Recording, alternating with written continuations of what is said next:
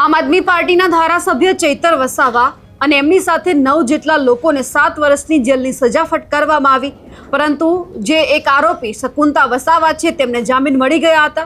બાકીના જે શકુંતલાબેન વસાવા છે અને એમની સાથે જે ખેડૂતો છે તેમની જામીન અરજી માટે સુનાવણી ચાલુ હતી, પરંતુ હવે આજે સુનાવણી પૂરી થઈ ગઈ છે. શું ફેસલો આવ્યો છે તેમની ચર્ચા કરીએ. નમસ્કાર, આપ જોઈ રહ્યા છો નિર્ભય ન્યૂઝ અને હું છું આપની સાથે રિદ્ધિ.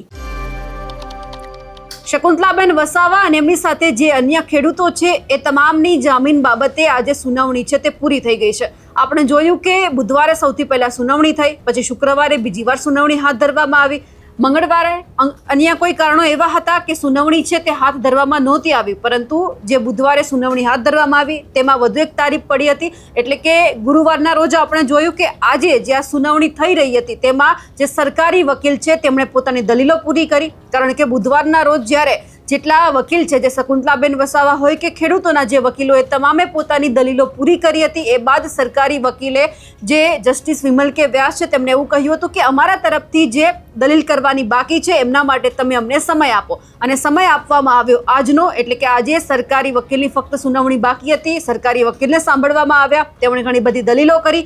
હવે જે આખી વાત છે તે ક્યાંક 22 તારીખ ઉપર આવીને અટકી છે, એટલે કે હવે દલીલો સંપૂર્ણ પૂરી થઈ ગઈ છે. એ તમામ જેટલા પણ આરોપીઓ છે એ તમામના વકીલની પણ જે દલીલ છે તે પૂરી થઈ ગઈ છે. બીજી બાજુ સરકારી વકીલને જે દલીલ કરવાની હોય છે તે પણ પૂરી થઈ ગઈ છે. એટલે હવે જસ્ટિસ વિમલ કે વ્યાસ છે તેમના દ્વારા એવું કહેવામાં આવ્યું છે કે હું હવે મારો ફેસલો છે 22 તારીખે તમને સંભળાવીશ. એટલે કે હવે 22 તારીખે નક્કી થશે કે જામીન શકુંતલાબેન વસાવા અને અન્ય ખેડૂતોને મળ્યા છે કે કેમ.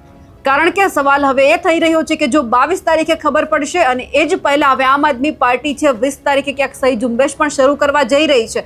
હવે આ ઝુંબેશના કેટલા પ્રત્યાઘાત પડે છે તેમને લઈને પણ સવાલ થઈ રહ્યા છે. બીજી બાજુ જ્યારે 22 તારીખે જો જામીન આ તમામ લોકોને મળે તો એમના ઉપરથી ક્યાંક એ નક્કી કરવામાં આવશે કે ચૈતર વસાવાની જે પિટિશન દાખલ કરવાની છે એ ક્યારે કરવામાં આવશે. કારણ કે જો આ તમામ ખેડૂત અને શકુંતલાબેન વસાવા છે ક્યાંક જેલની બહાર આવે તો જ પછી જે ચૈતર વસાવા છે તેમના જામીન મૂકવામાં આવશે. કારણ કે ચૈતર વસાવાએ સ્પષ્ટ વાત કરી હતી કે જ્યાં સુધી ખેડૂત કે શકુંતલા વસાવા છે એ જેલની બહાર નહીં આવે ત્યાં સુધી હું પણ બહાર નહીં આવું. એટલા માટે તમે સૌથી પહેલા તમામ લોકોની જે જામીન પ્રક્રિયા છે તે શરૂ કરો. આ તમામ લોકોને જામીન મળી જાય એ જ પછી મારા જામીન મૂકવામાં આવે. એટલે કે 22 તારીખે એ ખબર પડશે કે શકુંતલાબેન વસાવા અને જે અન્ય ખેડૂતો છે તે બહાર આવે છે કે કેમ. આ બધાની વચ્ચે જ્યારે મેં એડવોકેટ વિશાલ દવે સાથે વાતચીત કરી તે પણ સાંભળી લઈએ. મારી સાથે અત્યારે એડવોકેટ વિશાલ દવે જોડાયેલા છે. સર, સુનાવણી પૂરી થઈ ગઈ છે, હવે શું થયું છે?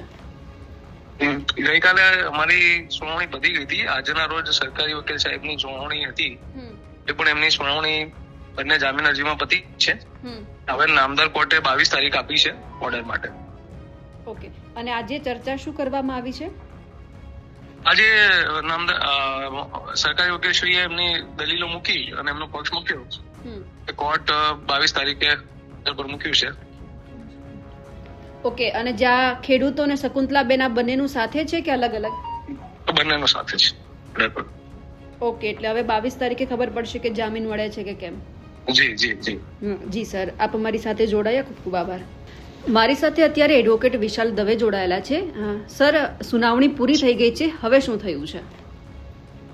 ગઈકાલે અમારી સુનાવણી પતી ગઈ હતી. આજના રોજ સરકારી વકીલ સાહેબની સુનાવણી હતી, એ પણ એમની સુનાવણી બંને જામીન અરજીમાં પતી છે.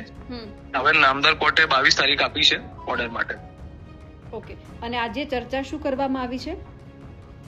આજે સરકારી વકીલશ્રીએ એમની દલીલો મૂકી અને એમનો પક્ષ મૂક્યો.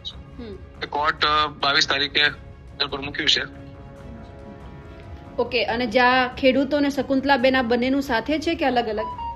બંનેનું સાથે છે. ઓકે, એટલે હવે 22 તારીખે ખબર પડશે કે જામીન મળે છે કે કેમ. જી જી જી જી સર, આપ અમારી સાથે જોડાયા, ખૂબ ખૂબ આભાર. હવે સૌ કોઈની નજર 22 તારીખ ઉપર છે કે શકુંતલાબેન વસાવા અને અન્ય ખેડૂતો છે જેલની બહાર આવે છે કે કેમ, અને એના જ પછી ચૈતર વસાવા બાબતે કયા વકીલને નીમવામાં આવે છે અને એમની કેવી ધારદાર જે રજૂઆત હોય છે એ ક્યાંક હવે ખબર પડશે કે ચૈતર વસાવા ક્યારે જેલની બહાર આવશે. અમારા અહેવાલને લઈને આપનું શું માનવું છે કમેન્ટ કરીને ચોક્કસથી જણાવજો. સાથે જ અમારી નિર્ભય ન્યૂઝ ચેનલને લાઇક, શેર અને સબસ્ક્રાઇબ કરવાનું ભૂલશો નહીં. નમસ્કાર.